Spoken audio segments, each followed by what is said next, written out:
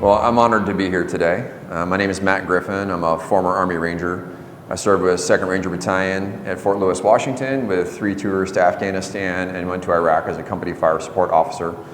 I'm also a United States Military Academy graduate, and I was thankful. I got invited down here, and I was exceptionally thankful to be speaking at the Patton Museum. And oddly enough, I went to the academy, and my room stared right out at Patton's statue for 2 years. And I didn't recognize how much of an effect that had on me until researching to come down for this event. And I just sit back and think about it, and I'm known for what's called Griffisms.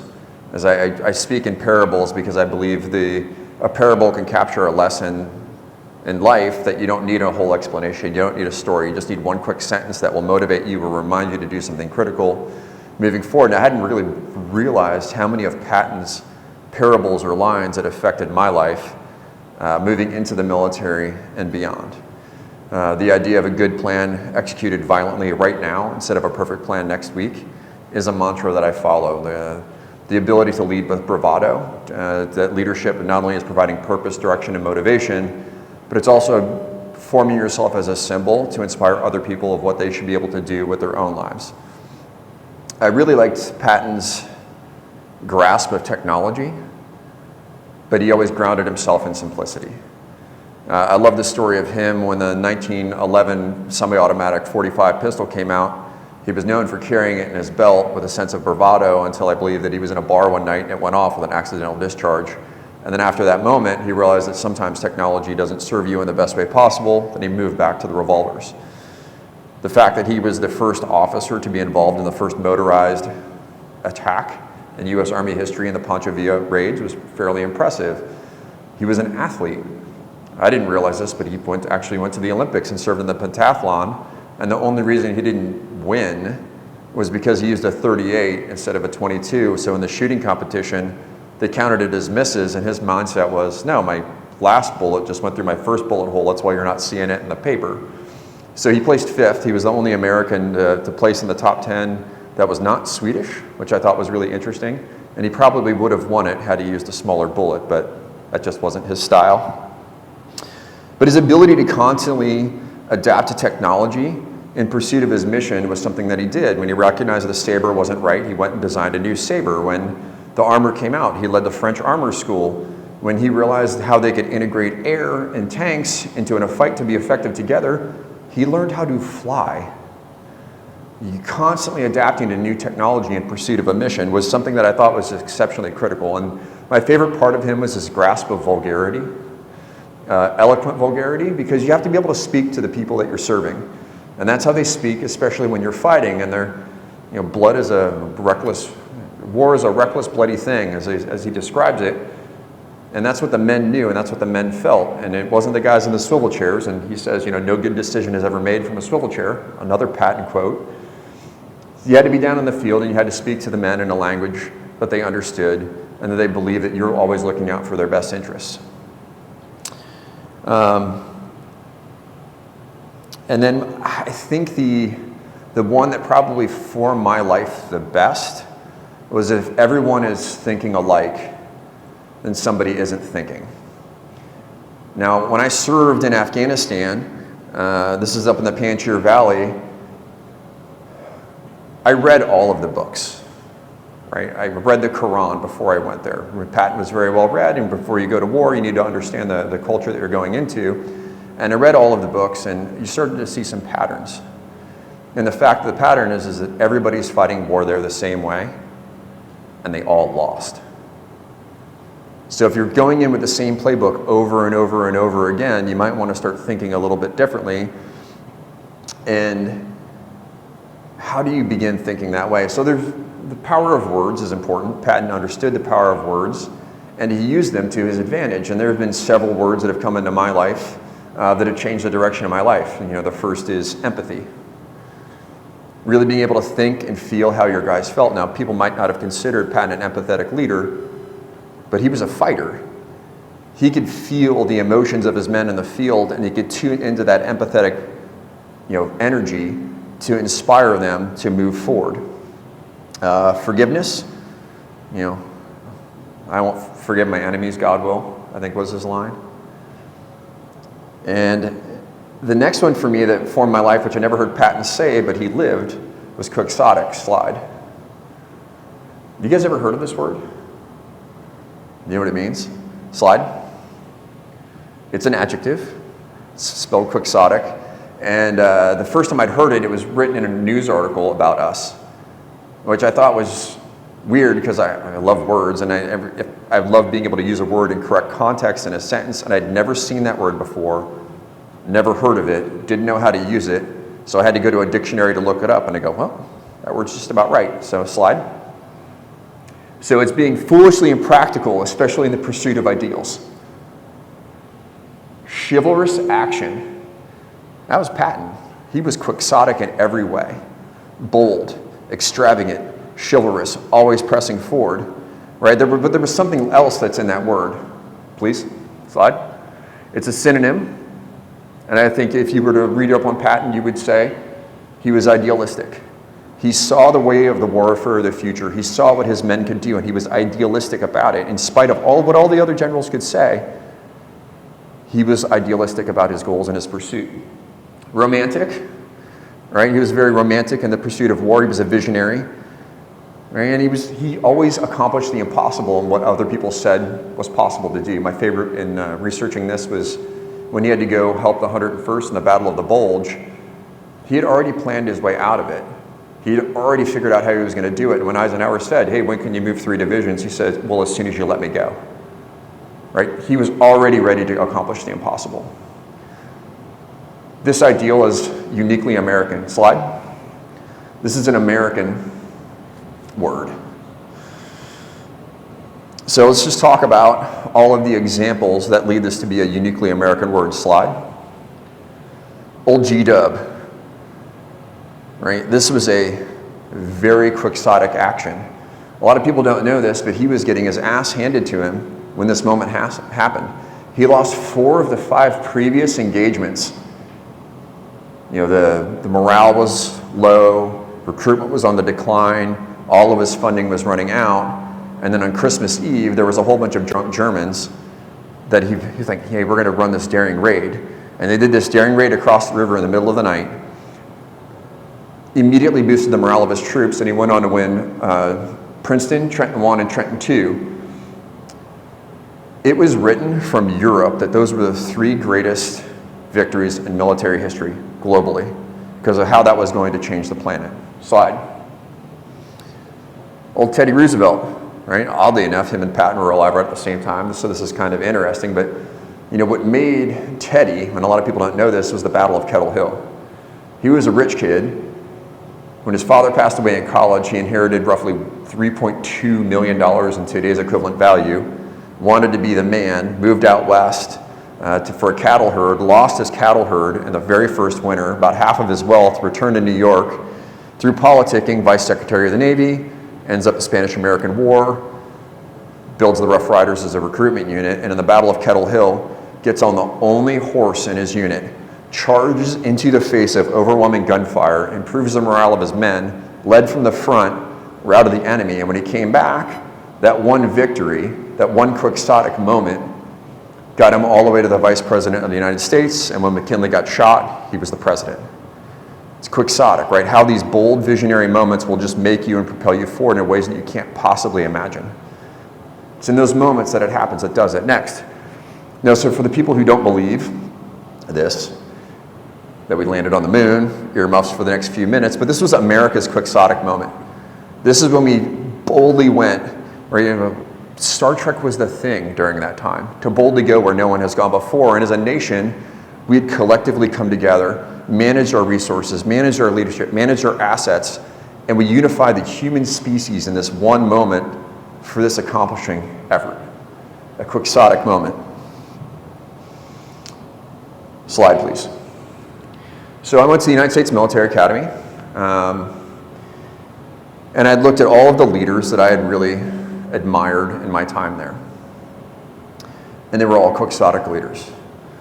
They were all symbols of leadership.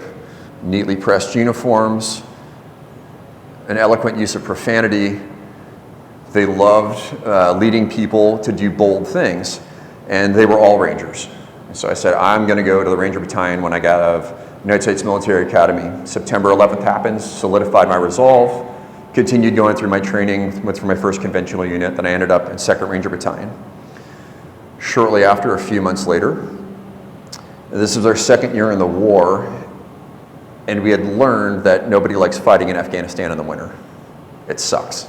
It's cold, it's mountainous, nobody wants to do it, not even the Taliban or Al-Qaeda. So what they do is they go up to these 10,000 foot villages. They're way up in the Hindu Kush, and they hang out with mama all winter, heal up their wounds, do some more planning, rest, recuperate.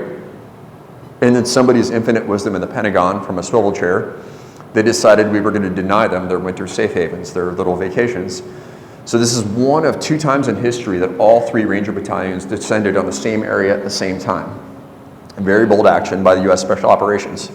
And we lived in these mountain villages for months in the middle of winter.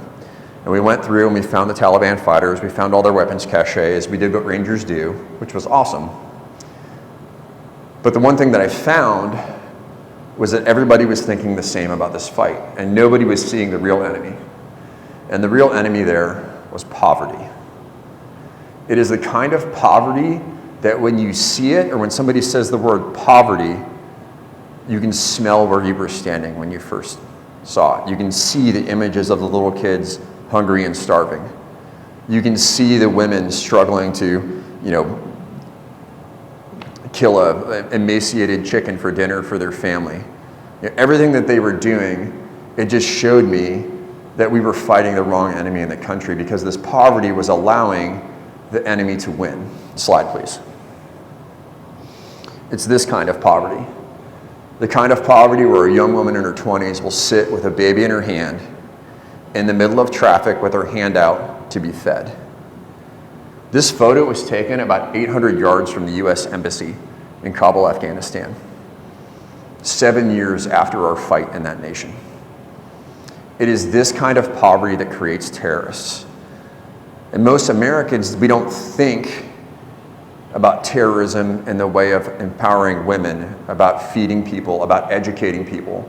We think the same way all the time. We're just going to get a bigger bomb. We're going to send more troops. We're going to do a bigger surge.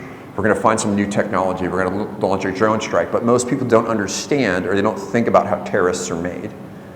Young girls are married off between 12 and 14 years of age to a man 10 to 20 years their senior. Prior to the United States being there, they were actually allowed, prior to the Soviets going to Russia, they were actually allowed to go to school. So then there's a 21-year gap where women weren't really educated.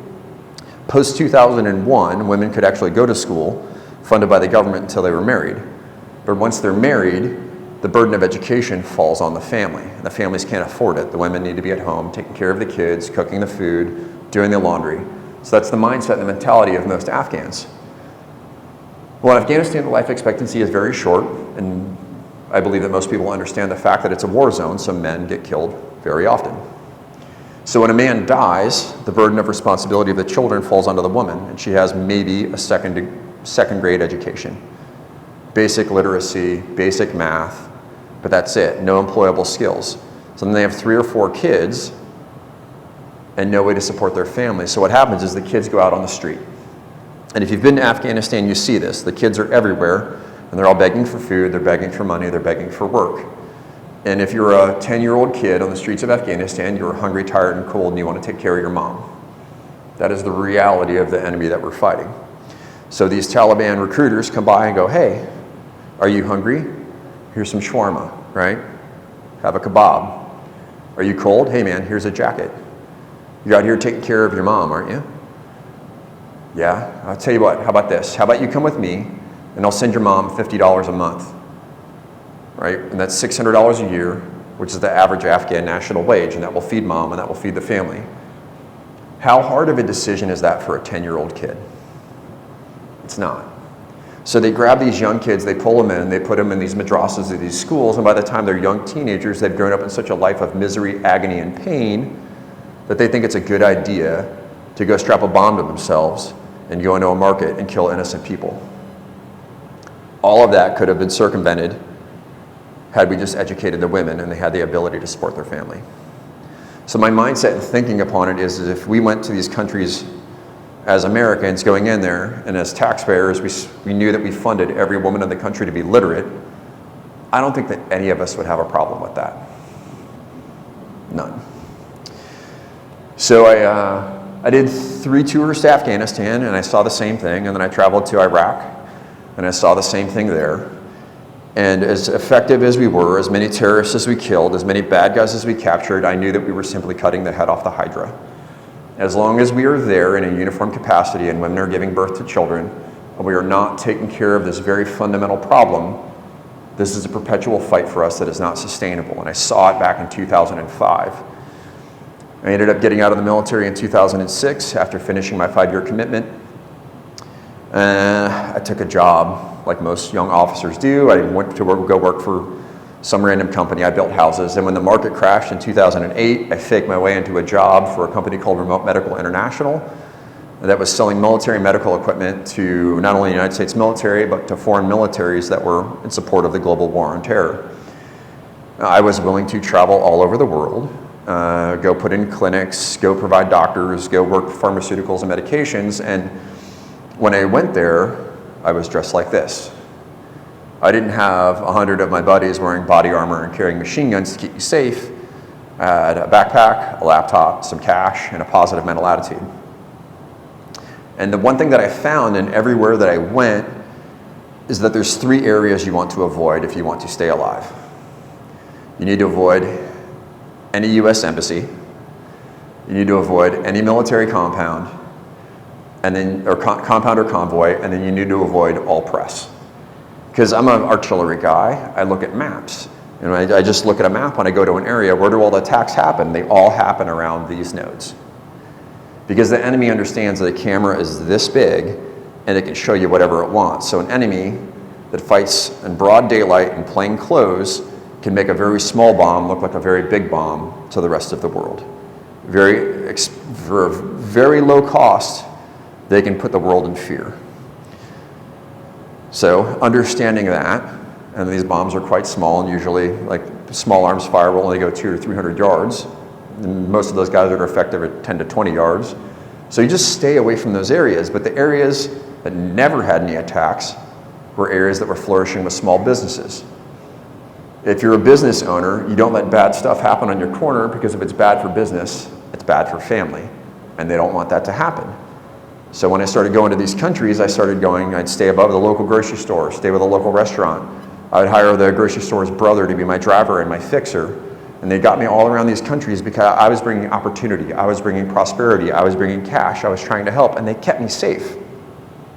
You know, one morning I was getting out of my hotel, and I was going to go walk out to go to my first morning meeting, and the guy at the door stops me. He says, "Hey, Mr. Griffin, you need to go back upstairs and have another cup of coffee." Okay, always listen to the guys on the ground. Back up upstairs, got on my computer, emailed my guys I was going to be a little bit late for the meeting. 20 minutes later, my coffee cup shook as a result of the big bomb that just went off downtown. These guys know, right? The business owners know, the local community knows. And they were willing to keep me safe, bringing in an opportunity. And after that moment, I knew that they like Americans. They love visitors. They just don't like invaders. And if you want to have a positive impact in these communities, we should go more in a business capacity. And I traveled all through Iraq, Jordan, Kenya, Sudan, the Democratic Republic of Congo, and I saw the same thing in all these different countries that I went to. I saw radical armies using illiterate youth, leveraging illiterate women to wage war against the government. I saw this in all these areas, but the same thing is the local business owners were the ones that were providing the positive outcome in their communities. And it kept smacking me in the face over and over and over again. And I couldn't understand what the universe was telling me. And then in 2009, I had long hair at the time, had a beard. I was an officer, and I went to an Afghan military conference, and this is a whole bunch of big defense contractors selling body armor and equipment and guns and ammo to the Afghan National Army, and I was selling medical equipment to save lives. So obviously one gets more attention to the other. And then I was an officer, so it was the Sergeant Major's Club, the good old boys. They didn't want to hang out with me. And I had long hair and a beard, so I had like all the strikes against me, and nobody was talking to me. So I'm at this conference, nobody's coming up to my table, and I see this guy across the conference hall, and he's got long hair and a beard and a combat boot on a table, and nobody's talking to him either. No, weird knows weird. So I go over and I talk to him, and he is a former Marine captain, a guy named John Boyer, who had been hired by an Afghan family to build a combat boot factory in Kabul, Afghanistan. Now in America, we have what's called the Berry Amendment. So everything that goes on a soldier, clothing-wise, fiber forward, has to be made in the United States of America. And we do that for many reasons. One, if we ever get attacked, we need to have the logistical capacities to support our service members in a fight on the homeland. Second, it creates jobs and prosperity at home. So there actually was somebody smart that made a good decision in a swivel chair somewhere that said we need to do the same thing in Afghanistan. We're going to create the Afghan First, Afghan Made initiative, in which we are going to build the Afghan Army, and we're going to provide preference on contracts to people that are building products within the borders of Afghanistan to support the Afghan National Army. When we went to Afghanistan in 2001, the Afghan Army was about 1,700 people. We built a 340,000 person police force and military within the borders of Afghanistan. 340,000 pairs of boots, uniforms, backpacks, equipment, all the supplies. And in the process of building all that, they could actually build an economy, they could train skills. So these contracts were in the hundreds of millions of dollars that were going to be put into their local community. And I'm sitting here talking to this guy, John, and he's explaining all of this to me, and he goes, I built the most badass factory in Kabul. And in addition to doing that and traveling all around the world and getting the machines and getting the materials and getting the trainers, he says, yeah, I bought the most badass espresso machine in Afghanistan. And if you've been to Afghanistan, you drink two things. You drink tea or you drink Nescafe. Now, I'm from Seattle. I like a good cup of coffee. And when he said he's got an espresso stand espresso machine in Kabul, he goes, hey man, why don't you come over to the factory tomorrow and get a cup of coffee? So I kind of rearranged my schedule, and I said, all right, man, I'll be there in the morning. And when I stepped into the factory, slide, it changed my life. I saw 300 people, men and women, uniformed people working. They were bringing illiterate people off the street, teaching them how to read, providing them clothing, giving them food, providing them medical care, running them through a 3-month training program that was everything from how to thread the sewing machine all the way through to how to make a combat boot that could withstand the rigors of Afghanistan. They had 400 people working there. Each one of those people supports 5 to 13 family members. Thousands of people were being supported by this initiative. As a ranger, we don't work during the day. We only work at night. We only go after the nastiest of nasty. If you warrant the attention of the Ranger Regiment, it's because the US military wants you gone. If you're a problem, after they send the Rangers after you, you're simply not going to be a problem anymore. So I had never really seen anything positive in all of my service in Afghanistan and or Iraq. So I walked into this factory and I had seen the positive outcome of all the sacrifice and all the time we had spent in this war. I saw people living the American dream. They were providing a life for their family better than they had for themselves. So I'm standing in this factory and I'm just dumbfounded. I'm inspired. I'm thinking, okay, we can turn this country around. We are going to do this differently. Something is going to happen. And are you guys familiar with the concept of swords to plowshares? Does anybody? So back in the days of warfare, when they used to use swords and pointing objects to stab each other in a pursuit of a national objective, metal was actually very hard to get out of the ground. It was very expensive to manufacture, so after the war ended, they would go surf off all the bodies, and they would collect up all the swords, they would melt them down, and they would make plows to farm the fields to bring prosperity back into the country. So that's the concept of swords to plowshares. The reason why our country is so great and why we had such economic prosperity past World War II is we took all of our military capacity that was designed to beat the Nazis and the Japanese, and then we pivoted that to creating economic growth in the country. We started building the Corvettes right down the road. We started hucking dudes into outer space, right? Quixotic pursuit of an ideal. That's what we did with all that capacity that we had. So now I'm looking at this factory and go, wow, they are turning people into cobblers and into tailors. And as long as humans are walking the earth, they're going to need shoes and they're going to need clothes.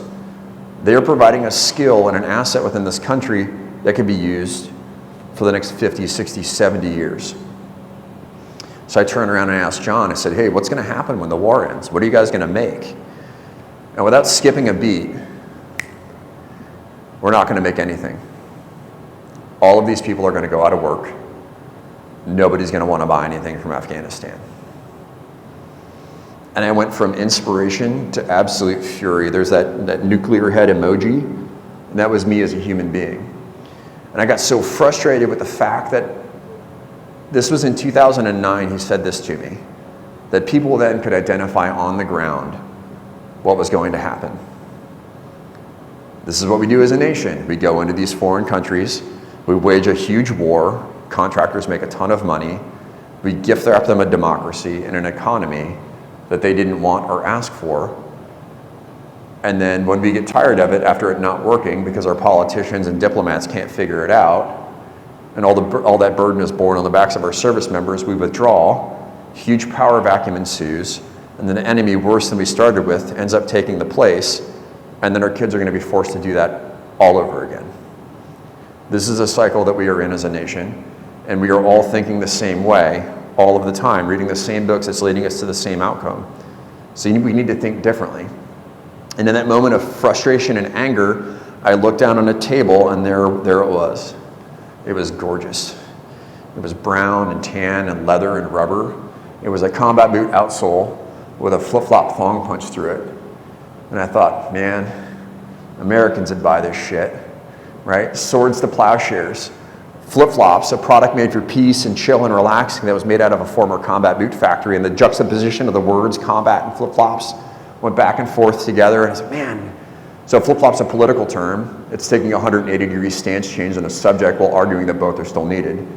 We still need badass fighters. We still need the best military, but business is a better way to go.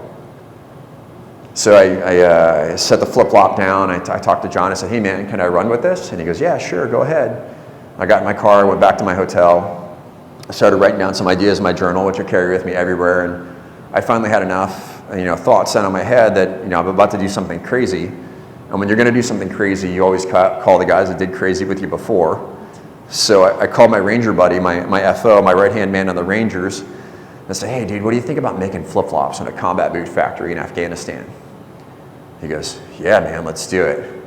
So he had, some e-commerce experience, and I said, hey, does anybody own the domain combatflipflops.com? And we looked it up. He's like, nobody's ever put that together before. So for $2.99, we got combatflipflops.com on GoDaddy, and we started a company. The first thing that we did was we wrote our mission statement. Like, what are we going to do as a company? What is going to stand the test of time? And we create peaceful, forward-thinking opportunities for self-determined entrepreneurs affected by conflict. Our willingness to take bold risks, community connection, and distinct designs communicates business, not bullets, flipping the view on how wars are won. Through persistence, creativity, and respect, we empower the mindful consumer to manufacture peace through trade. Shorten it down, we make cool shit in dangerous places. Right? We go to these war zones, we find local entrepreneurs that want to increase their business, we give them a cool product idea, we make it with them, we ship it to the United States, we teach them how to export, and we grow their business exponentially. And then we market it and sell it online. But going back to the original source of the problem, what can we do to take care of those women, to strangle the Taliban, to strangle the enemy, right? To change the way in which our nation fights? And we said, okay, we just need to go back and educate women. So our concept slide, please, is for every product that we sell, we put a girl in school in Afghanistan for a day. Tom's has the, buy one pair of shoes, you give another pair of shoes to somebody else, and we go, okay, well, you buy one pair of our flip-flops, we're going to put an ass in a class for a day. And over time, we are just simply, over the next 10, 20, 30 years, we're going to educate thousands of women, which are going to turn into dominant economic forces within their communities that are going to be resistant to radicalism. That is our mission. That is what we started doing back in 2012. So never goes the way it's supposed to on a plan. I would assure him that Patton would have known this, but sheer aggression will work out in your favor over time. So we launched this idea. I'd sold a whole bunch of guns. We came up with our prototypes. We'd take some photos with our cell phone, built a crappy website, and lo and behold, we launched at a trade show. A good plan executed violently kind of worked. We sold 4,000 pair in about 72 hours. We'd never yet made any in production yet. So we were betting on this factory being able to pull out. And so our politicians, this is during the Obama administration, and a lot of people don't know this, but Obama announced the end of the Afghan war in late 2011, said it was going to end in 2014. So in the process of announcing the end of the war, all of the US procurement that was procuring for the Afghan National Army was handed over to the Afghans. Afghans canceled the contracts for their factories that we were going to use for our production. And the factory manager says, hey man, we just lost our contract. We will do one production run for you, then we're done. I'm like, all right, it's cool. I will do that. It's a good project. Hopefully we'll break even, make a little bit of money, but just a cool initiative to show that it's possible to do. So that was January 2012. We sold all these footwear. We're supposed to take delivery in June, turned into July, turned into August, and still no footwear delivery. The situation had gotten so complicated there that the Afghanistan-Pakistan border had shut down, so the logistical route out through Pakistan to Karachi was gone. Just a bunch of stuff was going on in the country where it was becoming increasingly more tenuous. So my brother and I, we bought every duffel bag we could at the local surplus store, bought 2 round-trip tickets to Kabul. We flew there and we got our footwear. Slide. So this is us riding on Jalalabad Road. On top of about 4,000 pair of footwear. Now the only thing anybody thinks that comes out of Afghanistan is opium. So it was our clever idea to package all of our initial footwear in opium bags. So it literally looks like us riding down a couple thousand pounds of opium down the streets of Jalalabad Road. Now, everybody's got a plan until you get punched in the face.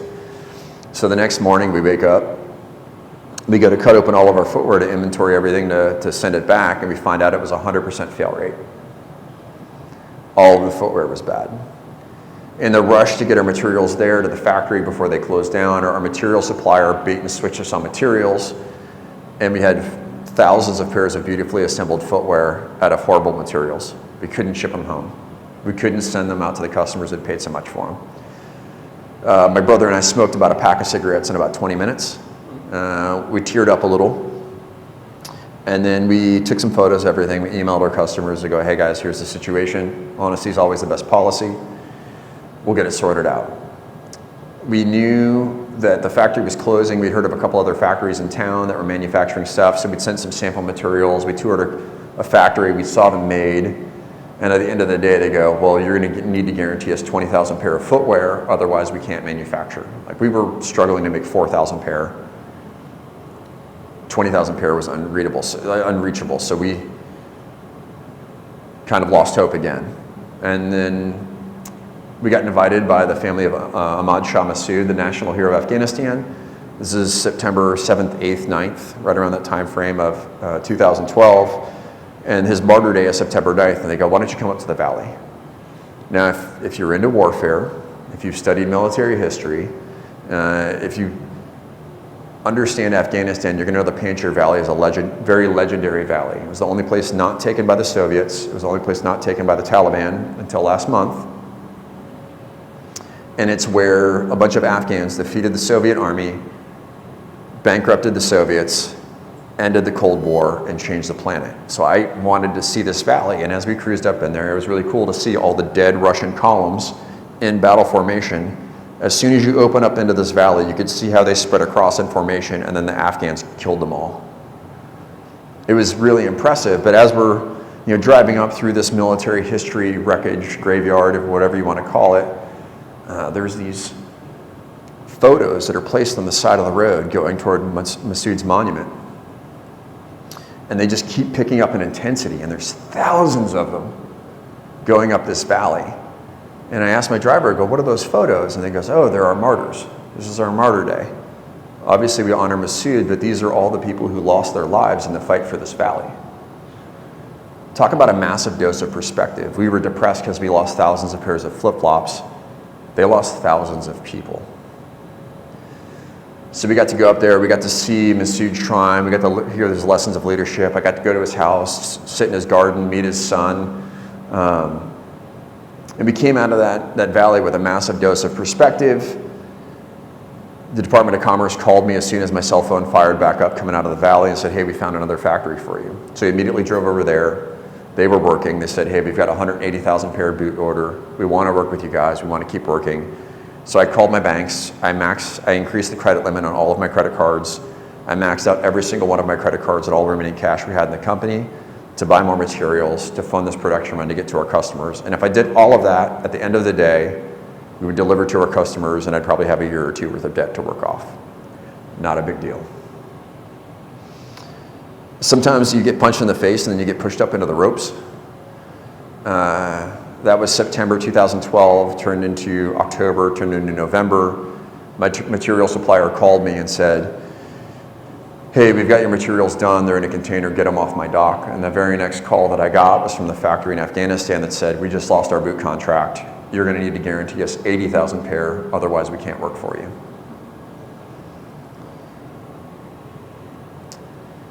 So I think this is where a lesson in Patton comes in. When he dropped the 1911 because of the technology and he went to the revolvers, it was because sometimes big technology doesn't work. Sometimes it's not the newest, most modern stuff. Sometimes you just got to get old school and you got to get gritty. So we went back to the single action revolver. I'll never forget sitting at my kitchen table.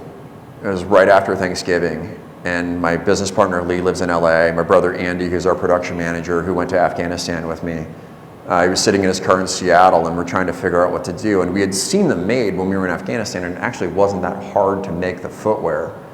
And he says, fuck it, I'll make them. Slide. So between Thanksgiving and New Year's of 2012, we sold everything else remaining we had of value. We built a guerrilla flip-flop factory in my garage. We manufactured 4,000 pair, 8,000 individual flip-flops across a sander to get it done, to deliver on our word to our customers. We had to get gritty. We friends, family members, fellow veterans, they saw what we were doing and they were inspired to help and they came in and they helped us, right? And Patton says you need to transform yourself into a figure of leadership, and we were the figure of leadership that we wanted to see, and we didn't give up, ever. We kept showing we were going to problem solve every which way that we were going to go. We were going to use simple technology to deliver on our objectives. Right? We had to go to the side guns. We had to go to the revolvers at close range because at this time we were in a knife fight in a phone booth financially, and we had to get it done. And so as you're standing there and you're working through all of your failures that led you to this moment, as it's like the 4 a.m. cup of coffee and then sliding on your respirator to prime EVA to manufacture flip-flops, we had thought about all of the different things that we had done that caused us to fail. And the problem was we were trying to use too big of technology. We were trying to go with these big factories. We were trying to employ hundreds of people. And as we were sitting there working, we realized that we were standing in our answer. We're going to a 20 by 30 foot shop, employing 6 to 8 people every day, full time. And had we have done this from the beginning, we would have been a profitable company and go, okay, how can we replicate what we're doing right here, but then put this in war zones? So we came up with this crazy idea. Slide. The expeditionary production facility. So what we're going to do is we're going to put a manufacturing facility inside of a container, and we're going to be able to ship it anywhere in the world with limited resources, limited power, and we were going to be able to employ families to manufacture footwear in these developing countries. And we still want to run this concept, but it's actually very expensive to start. And we looked at all the equipment and the machinery and the shipping, and we're not going to invest in a community unless we have a year's worth of revenue for them to guarantee it and be able to move all the bits and parts and pieces around. So we needed about $500,000. Nobody is going to give you $500,000 to put a flip-flop factory in a box and send it to Afghanistan. When you say it out loud, it sounds crazy. But that being said, it was a very bold move. We came up with some creative marketing behind it, and media started picking up, and all of a sudden one day I get this call and it's the Wall Street Journal. Yes.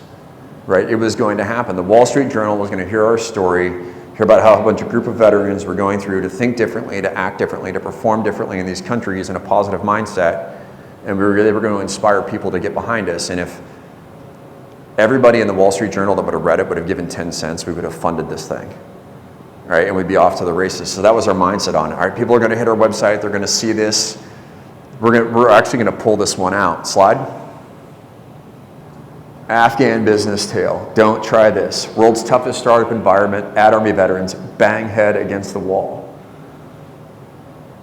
The Wall Street Journal, the dominant force in business, wrote a 2-page article on Saturday in the Wall Street Journal about how our business was failing and why. Right? Because they were still thinking the same way we've always been thinking. But any press is good press.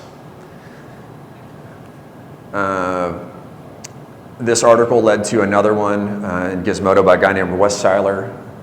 Very cool dude. He wrote for this company called Gizmodo. I didn't know it at the time, but they had 34 million unique visitors per month, so a ton of website traffic. He wrote this article on us. It crushed our website for 4 days. And we went from knife fight in a phone booth to hand grenade range financially. And we were still doing okay. This is spring of 2015. And about a month later, I get this call on Tuesday at 11 at night, and I don't answer it. And then I check the voicemail, and it says, "Hi, my name is Max Swedlow. I'm a producer for ABC Shark Tank. I read about you guys in Gizmodo. I'd like you to come onto the show." I didn't know about the Shark Tank effect. I didn't know what it would do. But when I finally learned on it, we submitted our application, we got invited down to the show, and so the math on it, the way that it works is 55 to 60,000 companies apply every year. They down select to 200, they fly 175 down to film, they air about 150 to 170. Out of that group, half of those get deals on air. Out of the ones that get deals on air, half of those close through due diligence. So 35-ish companies a year out of 55 to 60,000 actually close deals with sharks. Slide, please. Mark Cuban, Damon John, Lori Grenier. When we found out that we were going for it, we trained for it like a military mission. We watched every episode. We profiled all the sharks, which answers they liked, which answers they didn't like. When you go in there, you don't know which sharks are going to be in there because they change them up per season. We knew how many steps it was from the first door to the second door, how many steps it was from the second door to the mark. We knew that you had to wait 30 seconds for them to film before you gave your pitch, and we set up everything just like a Ranger objective, and we walked that path thousands of times before we went actually into that room. 3-shark deal, hit the objective, and as Patton would say, we're not holding anything, we'll leave that up to the enemies. The only thing we're going to hold on to is their balls, right? You just keep moving forward. And so we got in that moment, got a hold of it, we bounced, and then we started training. And when this happened, we did more business in 17 hours than we did in the entire previous year. We did more business in 36 hours than we'd done in our entire company history. Slide, please. We put 200 girls in school that year. It changed it. If you were just up for using, and that's using technology, we changed our website. We looked at our acquisition. We saw how we were going to create a figure for people to follow and inspire others to be able to make change. That's what Patton did. He leveraged the technology. And this is the way that we fight now. We have to fight with business. We have to fight with economy. We can't keep fighting in the same way that we have been, because watch what's happening. Turn on the news. We're losing every single time. If you turn on the news this morning, they ran a sub into something in the middle of the China Sea, right? Look how that's causing diplomatic problems, because we still look at every problem like a nail, and the only tool we have is a hammer. We have to change what we're doing. Slide, please. As of June of this year, I was doing my reconciliation. We put 1,000 girls in school in Afghanistan. Our first comma. My personal goal over the course of my life is I want to make 100,000 girls literate in Afghanistan. That changed drastically starting in August of this year. Like, our entire shift had to shift from putting girls in school to getting people safe and out of harm's way.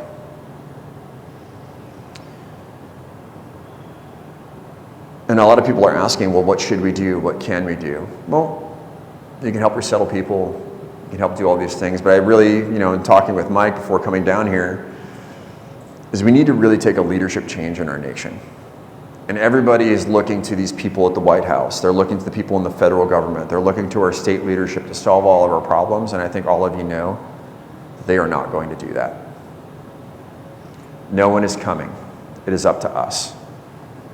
Right? How can we take these lessons of forming yourself into a local figure to inspire leadership? And the real answer is stay local.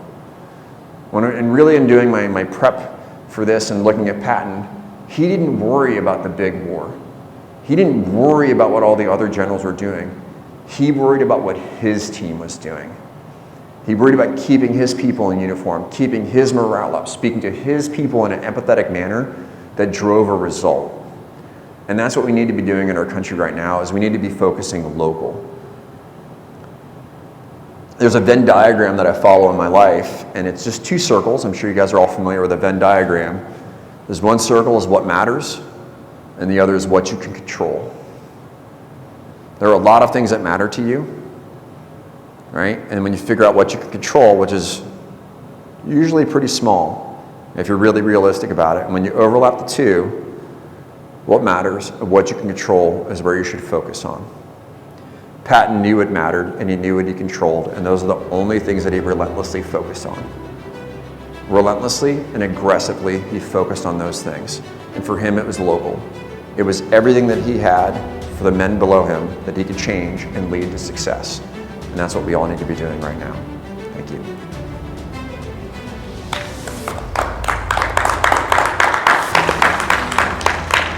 Hi, my name's Griff, and a lot of people are asking how they can help Afghans in Afghanistan right now. We're currently moving people outside of the borders of Afghanistan, getting them passports, visas, and transport to safety. If you want to contribute, go to First Responder Help Foundation. So that's firstrhf.org, and look up Afghan refugee extraction. You can go there, donate, and know that your dollars are going to good use, helping real people get to real safety.